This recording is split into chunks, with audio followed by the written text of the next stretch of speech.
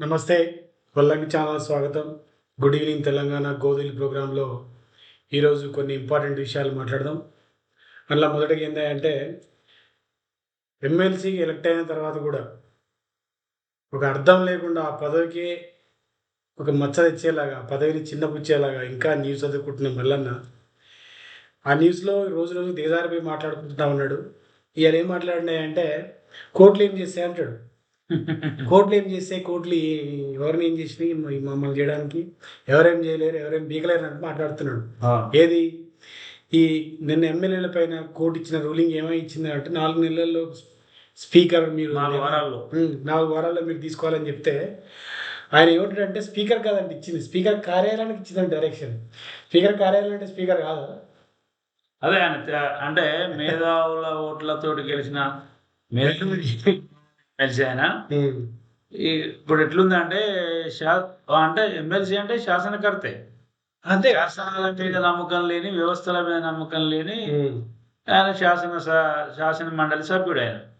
ఇది మన దౌర్భాగ్యము, దౌర్బల్యము మనం ఈ చేసుకున్న ఎలక్షన్లు మొత్తము ఈసారి జరిగిన జనరల్ ఎలక్షన్లు మొత్తము ఒక రాజకీయ ముఖ చిత్రమే మార్చేసి మొత్తం చెత్తను తీసుకొచ్చి పదవుల్లో పెట్టినాయి. చెత్త ఇది ఒక గార్బేజ్ ఇది. ఎవరికి ఒక పద్ధతి పాడు ఏమి అంటే ఒక రాజ్యాంగం ఉంది, ఒక పద్ధతి ఉంది. నేను మనిషినన్నా సోయి మర్చిపోయి సమాజం పట్ల బాధ్యత. టాప్ పొజిషన్ లో అడ్డగలుగుంటే కింద వాళ్ళు ఎట్లుంటారని ఇంత సోయిండాలా? అందుకనే వీళ్ళను కింద వాళ్ళు కూడా అడ్డగులో తిడుతుంది, చెప్పరాని భాషలో తిడుతుంది. మళ్ళీ వీళ్ళే దానికి ఇన్స్పిరేషన్ కాబట్టి ఇవే వ్యవస్థ తయారు చేస్తారు. నేను ఆయన గుబ్బ మేస్త్రి వీడియోకి ఇద్దరే. అయితే ఈయన అన్న మాట కూడా తీసుకున్నాం. ఏమంటాడంటే కోర్టు ఆర్డర్ ఇచ్చింది 4 నెలల్లో 4 వారాలు తీసుకోమని. 4 వారాల తర్వాత స్పీకర్ పోయి చెప్తారంటే ఏమని, వాళ్ళ పార్టీ మారడానికి గల కారణాలు ఏంటిదో నేను ఎంక్వైరీ చేయాల్సి ఉంది అని చెప్పి చెప్తారంట వాళ్ళకి. చెప్తే అప్పుడు కోర్టు ఏం చేయలేదంటే ఇంకా ఓకే అని ఈయన వర్షన్ అది. కోర్టు ఏం చేయలేదని కోర్టు చెప్పింది ఆల్రెడీ. ఛాలెంజ్ చేస్తారా బాబు? ఈయన ద్వారా మొత్తం కూడా ఇట్లా అబద్ధాలు చెప్పే కదా ఎమ్మెల్సీ అయ్యండి. ఈయన ఏదో ఎవరి మీద పోరాటం చేసి, ఎవరి కోసం పోరాటం చేసి కాదు, ఏమార్చి ప్రజలను ఒక వర్గం పేరు చెప్పుకొని పైకి వచ్చినటువంటి సంఘం నాయకులు. పడ్డ కష్టం ఏంది? వీళ్ళు ఏం కష్టం పడలే ఎక్కడ. వీళ్ళు కష్టపడి చదివి నాలెడ్జ్ సంపాదించి లేదంటే ఏదో తయారు చేసి కొత్త విధానాలు, కొత్త ఫార్ములాలు తయారు చేసిన వాళ్ళు కాదు. ఉన్న నోరేసుకొని ఉన్న వ్యవస్థ పెంట నోరేసుకొని అడ్డగోలుగా మాట్లాడి ఆ అడ్డగోలు మాటలోకి మీడియా ద్వారా, ఈ యూట్యూబ్ల ద్వారా జనాలకు పంపించి వాళ్ళని బుర్రలు మార్చి వచ్చిన వాళ్ళు కానీ కష్టపడి వచ్చిన వాళ్ళు కాదు వీళ్ళు. అయితే వాస్తవంగా జరిగేది ఏంటంటే నిజంగానే మల్లనే నీదే గెలిస్తే, ఇప్పుడు మొన్న గుంపు మేస్త్రి నీ గురువు గుంపు మేస్త్రి మాట్లాడితే సుప్రీంకోర్టు ఏం చెప్పిందో, ఆ అడ్వకేట్లు ఈ రాష్ట్ర తరఫున వాదించిన అడ్వకేట్లు సుప్రీంకోర్టును బతిలాడుకోవాల్సినటువంటి పరిస్థితి వచ్చింది. మా ముఖ్యమంత్రి మేము కౌన్సిలింగ్ చేస్తామని చెప్పుకోవాల్సిన పరిస్థితి ఏర్పడ్డాయి. వాస్తవానికి ఇప్పుడు కోర్టుల మీద వ్యాఖ్యానాలు చేసే ఈ శాసనసభ్యులు, పార్లమెంట్ సభ్యులు, శాసన మండలి సభ్యులకు ఒక రూలింగ్ ఇవ్వాలి. వాస్తవానికి హైకోర్టు, సుప్రీంకోర్టు ఎంత బాధ్యత లేకుండా, బాధ్యతారహితంగా, చిల్లరగా మాట్లాడి వ్యాఖ్యానాలు చేస్తే వీళ్ళని కనీసం 5-10 రోజులను లోపడేసే ఒక చట్టం చేస్తే బాగా. వీళ్ళు క్యాన్సిల్ చేయాలి. అదే క్యాన్సిల్ అంటే క్యాన్సిల్ అంటే దానికి మళ్ళీ తతంగం పెద్దగా ఉన్నది. సస్పెండ్ చేయొచ్చు కదా. ఆల్రెడీ ఏదైనా కేసులో, క్రిమినల్ కేసులో ఇదైతే అదే అంటున్నా, ప్రొవిజన్ తీసుకురావాలి. లేదు నేను ఏమంటున్నా అంటే 5 రోజులు లోపడేస్తే నీకు 24 గంటలు లోపడేసినాక బయటకు వచ్చినాక క్యాన్సిల్ అవుతుంది కదా. అయితే ఈ వల్లంకి ఛాలెంజ్ మేము మీకు సవాల్ ఏంది అంటే, మళ్ళా ఏం చేయలేరు, కోర్టు ఏం చేయలేదు, ఎమ్మెల్యేలకి ఏం కాదు, ఎవరు రంది పడకుర్రి, బీపీలు పెంచుకోకరని చెప్తున్నావు కదా. మేము ఒకటే చెప్తున్నాం, 6 నెలల్లో కూడా ఎలక్షన్స్ వస్తాయి. రాకపోతే ఎలక్షన్స్ వస్తే నువ్వు ఎమ్మెల్సీ పదవికి గౌరవం ఇచ్చి వార్తలు చదవడం మానేస్తావా? మేము నీ యూట్యూబ్ ఛానల్ మూసుకోమంటలేము. ఎమ్మెల్సీ పదవికి గౌరవం ఇచ్చి నువ్వు వార్తలు చదవడం మానేసి. చాలా చండాలంగా ఉంది నీ పద్ధతి చూస్తే. దుకాణం లేదంటే మేము మానేస్తాం. ఒకవేళ ఎలక్షన్ రాకపోతే 6 నెలల్లో మేము మానేస్తాం. నువ్వు మానేస్తావా? ఎందుకంటే ఇది ప్రజల కోసం. మేము నేను ఎక్కువ అడగలేము. ఎమ్మెల్సీ గౌరవం నిలబెట్టమని అడుగుతున్నాం, ఛాలెంజ్లో కూడా మళ్ళీ అవును. మంచి జరిగేది అడుగుతున్నాం. మాకు చెడు జరిగేది చాలా మేమంటే మేము మూస్తాం, కానీ నువ్వు మాత్రము 6 నెలల్లో ఎలక్షన్ జరిగితే మాత్రము అట్లీస్ట్ న్యూస్ చదవడం బంద్ చేయి, ఎవరికైనా ఎవరైనా పెట్టుకో ఎంప్లాయ్మెంట్కి. కానీ మా పరువు తీస్తున్నాం, మా గ్రాడ్యుయేట్ ఎమ్మెల్సీ మీ ఎమ్మెల్సీ ఆయన చెప్పిన భాషలోనే ఆయన చెప్పిన సిద్ధాంతంలో లాగంగి సిద్ధాంతమే ఇంకో లాగంగిలోనే కీరాదు అయింది. కానీ లాగులు వచ్చినాయి, కానీ నీకు ప్యాంట్ వచ్చింది కాబట్టి ఇప్పుడు ఐదు లాగంగి పాపం 4-5 లాగులు వచ్చినాయి, అయిపోయింది కదా. మరి లాగంగి సిద్ధాంతం అనేవి ఆయనకి ఇచ్చేసేయలేనికి. మనం ఏమంటున్నాం అంటే ఇది ఇక్కడ ఆగదు, హైకోర్టు సీరియస్ తీసుకుంటుంది. హైకోర్టులో వాళ్ళు ఏమన్నా దాన్ని ప్రొలాంగ్ చేస్తే మాత్రము సుప్రీంకోర్టు దగ్గర పోతుంది. 100% జరుగుతుంది. ఇప్పుడు వాస్తవానికి సుప్రీంకోర్టు చట్టంలో ఉంది. ఈ చట్టం ఇప్పుడు ఈ నిన్న మొన్న వచ్చిన ఈ ఎమ్మెల్సీ అయిన ముఖ్యమంత్రికి వీళ్ళకి తెలియదు కాంగ్రెస్ పార్టీ ఏం చేసింది. 1985లోనే చట్టం తెచ్చింది రాజీవ్ గాంధీ. ఆ చట్టం యాంటీ డిఫెక్షన్ లా తెచ్చినప్పుడు పార్లమెంట్ లో ప్రతిపక్ష పార్టీ అనుకుంటున్నాం తెలుగుదేశం పార్టీ ఆ రోజు అప్పుడు సమర్థించారు, ఏకగ్రీవంగా తీసుకొచ్చారు. చట్టంలోనే ఉంది చేయాలని. చట్టాన్ని మీరు ఉల్లంఘిస్తారు. చట్టం ఇంప్లిమెంట్ కానప్పుడు కోర్టులే దాన్ని రక్షిస్తాయి. అది కోర్టుల పని, నీకు తెలిసి అదే తెలిస్తే ఎందుకు ఎక్స్పైర్ అయినప్పుడు ఏది జుడిషియరీ తీసుకుంటే ఆ రోల్ చేపిస్తా దగ్గర ఉండి ఆ వరుసలో వచ్చేటువంటి కేసే ఇది. ఎందుకంటే 100% లేకపోతే సుప్రీంకోర్టు గైడ్ లైన్స్ ఉంది, మహారాష్ట్ర కేసులో చెప్పింది. ఆ సైటేషన్ చదువుకో. నువ్వు ఎవరికి తెలియదు, నా కోర్టులు వేసి నేను ఏం చెప్తే అయినా వింటారు అని ఆ మైండ్ నువ్వు తీసే, ఇక అయిపోయింది నీది. నీ దుకాణం మూసుకోవాల్సిన టైం దగ్గర పడ్డది. మళ్ళా నువ్వు ఆ సవాలు స్వీకరించు. కొంచెమైనా ఎమ్మెల్సీకి గౌరవించి కొంచెమైనా ప్రజల సమస్యను మాట్లాడు. నిన్న కోర్టులో జరిగిన దానికి భయపడినారు పోయిన ఎమ్మెల్యేలు. వాళ్ళు ఉల్టా వచ్చినా కూడా ఆశ్చర్యం లేదు. ఇంకొకటి ఎలక్షన్ జరగాలి, అంత ఉల్టా అని రావాలి. ఇవాళ గాంధీ అరకిపూడి గాంధీ మాట్లాడితే ఏమన్నాడు, లేదు ఇంకా ప్రతిపక్షంలో ఉన్నా అంటుండు. అంటే అది కూడా ఇప్పుడు ఈ ప్యాక్ చైర్మన్ విషయంలో ఎంత ఈ గుంపు మేస్త్రి మాట్లాడి నువ్వు మాట్లాడి ఎట్లా అబద్ధాలు మాట్లాడి మీరు తీసుకొచ్చిరో అదే సందర్భంలో వాళ్ళని కూడా మాట్లాడిపిస్తారు. చూసినా ఎంత దిగదార్తారు మీరు.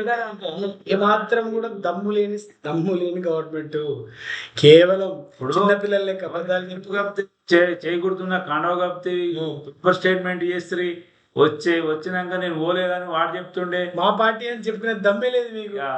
అంటే మీకు ఒక లేదు మగాళ్ళే కాదంటే కదా మీరు. నువ్వు అంటే మొగోడు అని అంతే కదా. మగతనం లేని పార్టీ, మగతనం లేని ముచ్చట్లు. ఎంత చిల్లర, ఎంత అధమస్థాయికి దిగజారిపోయారంటే వీళ్ళు. వీడు నా ఫ్రెండ్, ఇది నా భర్త, ఇది నా భార్య అని చెప్పుకునే దమ్ము లేదు. ఆయన భార్యనే కానీ ఈడు ఉంటున్నాను కూడా చెప్తలేవు. అట్లా కూడా చెప్తారు. ఆయన భార్యనే చెప్తున్నా. ఆయన ఇంకొన కాడికి పోయింది పలానా ఉండాలి అని ఉంటే వ్యవస్థను ఏం తయారిస్తారు మీరు? ఏం నేర్పుతారు వ్యవస్థ? ఇలాంటి లుచ్చా మాటలు మాట్లాడేటువంటి శాసనసభ్యులు, చిల్లర అంటే వార్డ్ లెవెల్లో కాదు, ముఖ్యమంత్రి ఇలా మాటల యొక్క వీళ్ళ వరుస చూస్తే కింది ప్రజలు నిన్న హైడ్రా కూల్చేటప్పుడు అమ్మనా బూతులు తిడుతారు. గౌరవం లేదు, భయం లేదు, ఏం లేదు. ఎందుకంటే వీడు తిడుతుంది కాబట్టి వాళ్ళు కూడా తిడుతారు. వాళ్ళు ఊరు కనపడుతుంది నాకు తెలిసి కొట్టినా కొడతారు. ఎవరు కొట్టినా కొడతారు, ఉన్నా కొడతారు. వాళ్ళు భయం లేదు, వ్యవస్థనే భయం లేదు. అవును, భయం లేకుండా చేసిందే వీళ్ళు. ఎందుకంటే అరాచకమే మీరు అరాచకమే అక్కడ పరిపాలిస్తుంది, కింద అరాచకం రాజ్యం వెళ్తుంది. అంతే, అది జరుగుతుంది. ఇది ఎంత నీచ స్థితికి జారిపోయిందంటే ఈ రాష్ట్ర రాజకీయాలు కమీని కుత్తే అంటారు. దీన్ని ఎంత దిగజారిపోయింది ఈ రాష్ట్రం. మొన్నటి వరకు నెంబర్ 1, నెంబర్ 2 ఉన్న ఈ దేశంలో నెంబర్ 1, నెంబర్ 2లో ఉన్నటువంటి అన్ని శాఖలలో ఈజ్ ఆఫ్ డూయింగ్ బిజినెస్ లో స్టేట్ అవును. ఎందువల్ల అంటే ఇందువల్లనే ఈ క్రెడిబిలిటీ వల్లనే అయ్యే గారి టాలెంట్ ఇది చిల్లర గాలి. ఈ అబద్ధాల మీద వచ్చినటువంటి శాసన కర్తలే దీన్ని రాష్ట్రాన్ని నాశనం చేశారు. 100%. రాష్ట్రానికి ఎంత నష్టం జరిగిందంటే మళ్ళీ ఒక 15-20 సంవత్సరాలు వెనుక పోతుంది. పోయినట్టే 1 year. ఇంకొకటి విషయము, ఈ 1 year లోనే దగ్గర 75 నుంచి 80 వేల కోట్లు అప్పు తెచ్చిరంట. ఈ లెక్కను చూసుకుంటే బీఆర్ఎస్ గవర్నమెంట్ 10 ఏళ్ళు ఇచ్చినప్పుడు 4-5 లక్షల కోట్లు అయితే ఆ, వీళ్ళు 5 ఏళ్ళలోనే వాళ్ళు మించిపోయారంటే కొడుతున్నది. అంతే కదా. లెక్కలు చెప్తున్నాయి. ఇప్పుడు నీకు ఇవాళకి 10వ తారీఖు కదా, 9 నెలల 3 రోజులు అయింది నువ్వు ప్రమాణ స్వీకారం చేసి. నువ్వు చేసిన అప్పు ఎంత అంటే 75,500 కోట్లు ఈ రోజు నాటికి. చూసుకో. ఆ? అంటే ఆనాని యావరేజ్ నెలకి ఎంత తెస్తున్నావు? ఇప్పుడు సంవత్సరానికి 1,00,000 కోట్లు అవుతుంది. 8,500 కోట్లు మినిమం కాదు, 1,00,000 కోట్లు అవుతుంది. అవుతుంది, ఈజీగా అవుతుంది. అంటే నెలకు 10,000 కోట్లు తెస్తున్నావు. తెస్తున్నాయి యావరేజ్. ఇంకో 3 నెలలు ఇంకా అంటే 5 సంవత్సరాలకు 5,00,000 కోట్లు అవుతాయి. బరాబర్ తెస్తావు. మరి ఏమైనా ఏం చేసినావు అంటే ఏమీ లేదు. వాళ్ళు. ఏమైనా క్యాపిటల్ ఎక్స్పెండిచర్ చేసినావా అంటే లేదు. ఇప్పటి వరకు నువ్వు అంటే పెద్ద మునగాళ్ళ కోతి మునగాళ్ళ లెక్క ఏమి వైట్ పేపర్ రిలీజ్ చేసినా సంకల్ కొట్టిరు కదా, బుద్ధి చెప్పారు కదా. ఇప్పుడు ఏయి మరి నీ 80,000 ఆ బ్యాక్ చైర్మన్ అది బయట పడుతుందనే వానికి మళ్ళీ ఒక కుత్తేగాని పెట్టుకున్నావు. అంతే కదా. అవును. ఇప్పుడు ఈ డీటెయిల్స్ అని బయటకి ఇప్పుడు రుణమాఫీలో వాళ్ళు వేసిన డబ్బులు తప్పు వాళ్ళు చెప్పిన లెక్క. అందుకే అవన్నీ బయటకు తెలుస్తాయనే భయపడి అవును ఈ కుత్తేరు పెట్టుకొని ఈ లపుడు పనులు ఇవన్నీ అంటే అసలు మనం అంటే రాజ్యము వీళ్ళు చెప్పిన నెంబర్ అసలు నెంబర్లు ఎందుకు లోపల తెలుస్తాయి. దాంట్లో ఉంటే తెలిస్తే పరువు ఉన్న పరువు కొంచెం పోతుంది. పాడుపడలేదు కానీ లేదు కానీ ఇంకా పట్టి కాదు, ఇంకెవడన్నా అప్పించట కూడా ఏడు కలిసి ఇప్పటికి కూడా ఇయ్యరు. ఆ పిస్టోళ్ళు లోపల చూడకుండా అంటే ఈ 10 సంవత్సరాల నుంచి ఉన్న పర్ఫార్మెన్స్ ఇస్తారు. ఇప్పుడు అప్పు పుడతావు, వీని చూసి అప్పు పుడతలేదు. ఇప్పుడు ఈ అప్పులేంది ఇవన్నీ ఎసెట్లు పెట్టుకోను. అవును, సపోర్ట్ ఆ కార్పొరేషన్ నుంచి తర్వాత గవర్నమెంట్ మన దగ్గర జీడిపిని చూసి వాటి మీద ఇచ్చేది కదా. ఇవి ఇవి పుట్టాల్సిందే. అంతకు మించి అయితే కొత్తగా రావు. ఆయన ఇవాళ మళ్ళీ పెద్ద ఒక శుద్ధపూస స్టేట్మెంట్ చేస్తుంది. చాలా ఇబ్బంది పడుతున్నాం, ఆర్థికంగా చాలా ఇబ్బందులు ఉన్నాయని సన్నాయి నొక్కులు నొక్కుతున్నాయినా. ఏం చేసినా ఆర్థిక ఇబ్బంది ఏమొచ్చింది, దేని ఖర్చు పెట్టినామని మళ్ళీ ఆ చర్చకు పోడు. పనికి వాళ్ళనే ముచ్చట చెప్పి ఏమార్చడానికి తప్ప ఇంకొక విషయం మాట్లాడే పరిస్థితి లేదు. రాష్ట్రానికి ఎంత నష్టం జరుగుతుందంటే 100% నష్టమే. ఒక్క పరిపాలన వల్ల ఏది క్లారిటీ ఉండదు, దేంట్లో నిజం లేదు. ఇవాళ మనం అంటే మామూలు ప్రజలము సరే మనకు అందినప్పుడేమో మంచుకుంటాం, అందకపోతున్నామో కాసేపు బాధపడతాం. కానీ ఇదే వ్యవస్థ ఎట్లనే అబద్ధాలతో వ్యవస్థ నడిపిస్తే ఈ స్టేటు మన దేశంలో ఒక చిల్లర స్టేట్ అయిపోతుంది.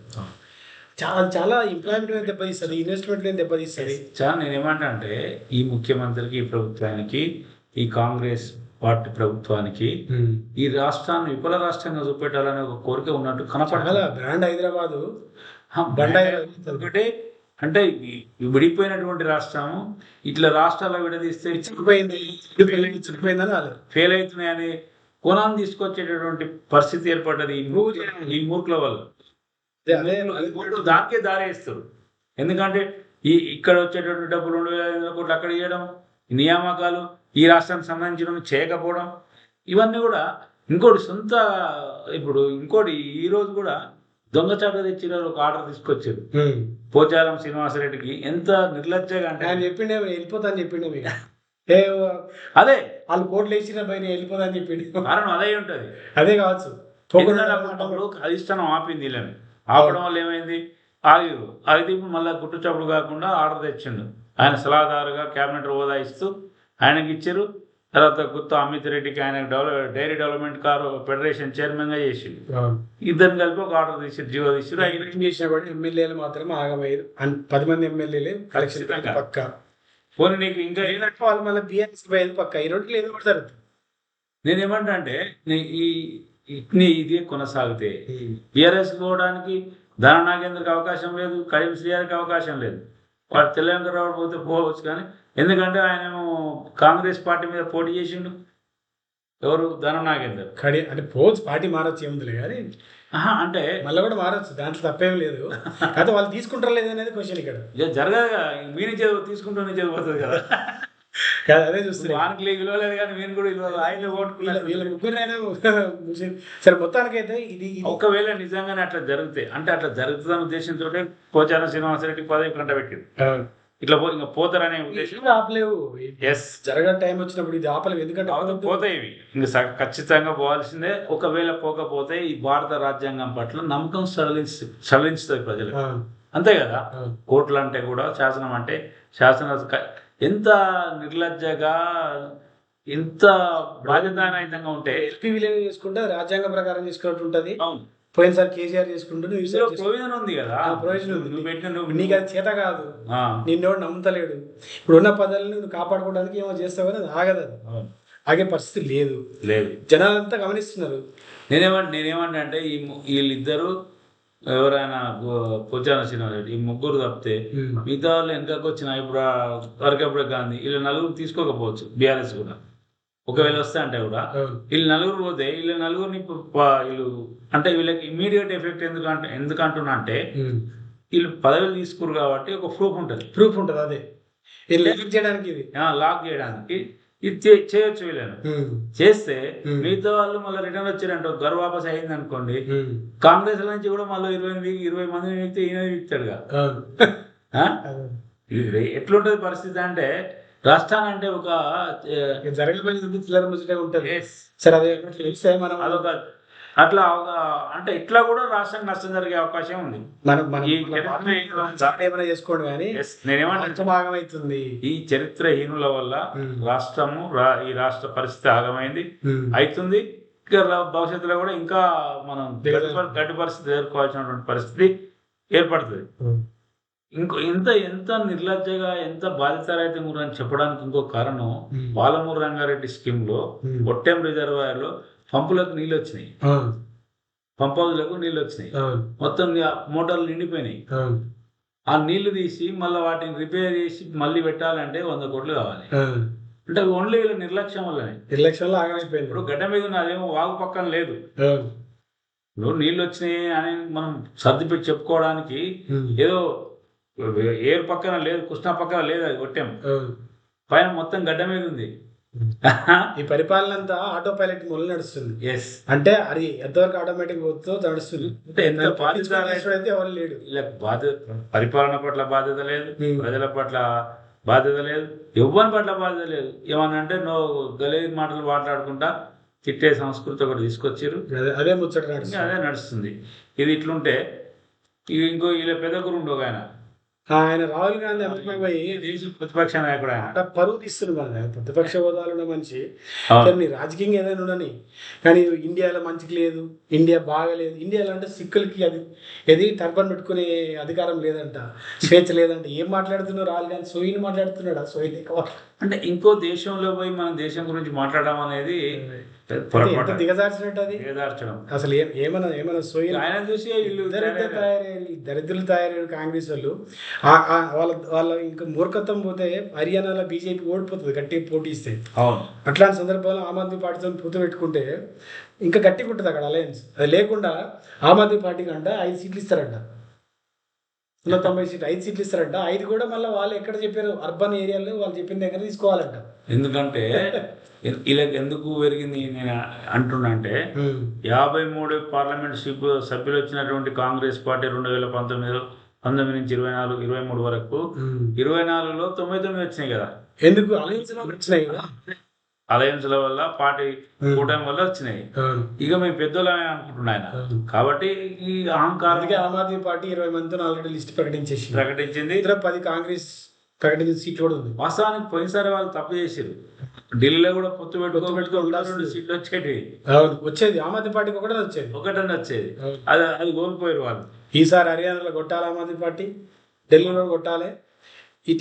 నేనేమంటున్నా అంటే ఈ రెండింటికి ఆల్టర్నేటివ్గా ఆమ్ ఆద్మీ పార్టీని రానియాలి జనాలు, అంటే ఆదరించాలి. నేనేమంటా అంటే ఇప్పుడు ఈ 2 జాతీయ పార్టీ మూర్ఖులు ఎంత ఇద్దరిది కూడా ఐడియాలజీ ఉంది, అభివృద్ధి ఐడియాలజీ లేదు వీళ్ళ కాడ, అభివృద్ధి చెందిన ఐడియాలజీ లేదు. ఇతర దేశాలను చూసి కూడా నేర్చుకునే పరిస్థితులు లేరు వీళ్ళు. కానీ ఈ దేశము సంకీర్ణ ప్రభుత్వాల వల్లనే ముందుకు పోతుంది, వాళ్ళ వల్లనే దేశం అభివృద్ధి జరుగుతుంది. ఉత్తరాన కేజ్రీవాల్ అనుకోండి, ఇంకా ఆయన ఉత్తరప్రదేశ్లో అఖిలేష్ యాదవ్, మమతా బెనర్జీ, మహారాష్ట్రకు వచ్చేసరికి 2-3 పార్టీలు ఉన్నాయి, అది ఏ పార్టీ ఎమర్జీ అయితే తెలియని పరిస్థితి ఉంది. తర్వాత కర్ణాటకలో మళ్ళీ కర్ణాటకలో కూడా 2 దొంగ పార్టీలే ఉన్నాయి. ఆడ కూడా ఆడ ప్రతిపక్ష అది మూసేసారు వీళ్ళ యొక్క చాకచక్యం వల్ల. దక్షిణాదికి వస్తే వాళ్ళని మూస్తారు.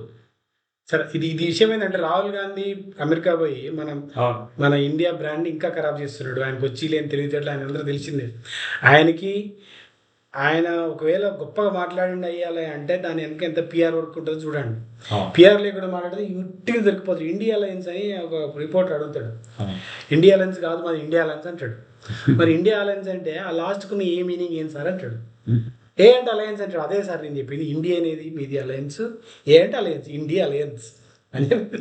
అది కూడా తెలియను పెద్ద మేధావి ఈయన ప్రధానమంత్రి అవుతున్నట్టు దేశానికి ఈ పనికి వాళ్ళ పార్టీకి మనం ఏ రుద్దడానికి ట్రై చేస్తుంది. ఇదొక విషయం. అయితే ఇంకేంది ఈ రోజు వరకు ఇది మనము స్టేట్ గురించి చాలా బాధాకరమైన విషయాలు స్టేట్లు జరుగుతున్నాయి. ముఖ్యమంత్రి స్థాయిలో కూడా పచ్చబద్దాలు, చిల్లర మాటలు, చిల్లర పరిపాలన ఏమైంది అనేది చాలా బాధాకరంగా ఉంది పరిస్థితి. చాలా బాధాకరంగా ఉంది.